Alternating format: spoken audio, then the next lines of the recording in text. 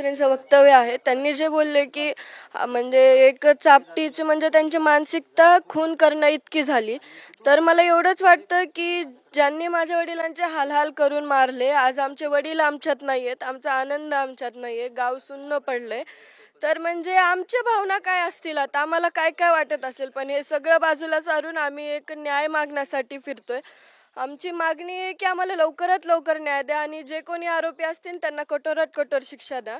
आणि नामदेव शास्त्रींचं म्हणजे मला त्यांच्याबद्दल असं वाटतं की न्यायाधीश जरी असला तरी तो दोन बाजू वकिलाचे ऐकूनच घेतो आणि नंतर तो त्यांचं मत मांडतात किंवा जे खरं आहे ते खरं म्हणून सांगतात. नामदेव शास्त्रींनी आमचं एकदा मत तरी ऐकलं पाहिजे आणि नंतर त्यांनी वक्तव्य केलं पाहिजे एवढं वाटतं. काय तुम्ही महंत नामदेव शास्त्रींपुढे काय पुरावे देणार आहेत, काय म्हणणार आहात? ते छाछा सांगेल. फक्त आम्ही त्यांना एक म्हणजे जी घटना घडली आहे ती सांगण्यासाठी जातोय. कारण की त्यांना म्हणजे समजलं पाहिजे की माझ्या वडिलांची हत्या कशामुळे झाली किंवा त्यांना ते माहीत सुद्धा असेल की त्यांची हत्या कशामुळे झालेली आहे. पण ते ते तसं म्हणतात की एका चापटीची म्हणजे त्यांना मानसिकता तशी झाली. आम्हाला याचंच दुःख वाटतं. आमचे तर वडील आज आमच्यात नाही आहेत ना. आमची काय मानसिकता असेल ती सुद्धा त्यांना समजली पाहिजे.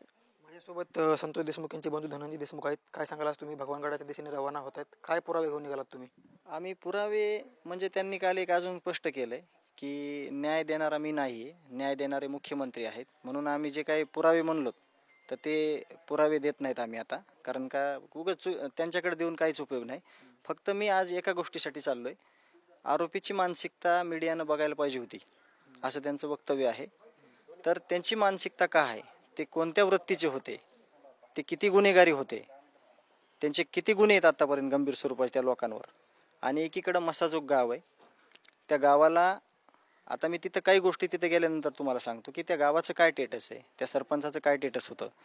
या दोन्हीतलं फक्त जे काय म्हणजे फरक आहे ते मी प्रामाणिकपणे त्यांना सांगणार आहे आणि आम्ही तेवढंच सांगून त्यांना परत येणार आहोत.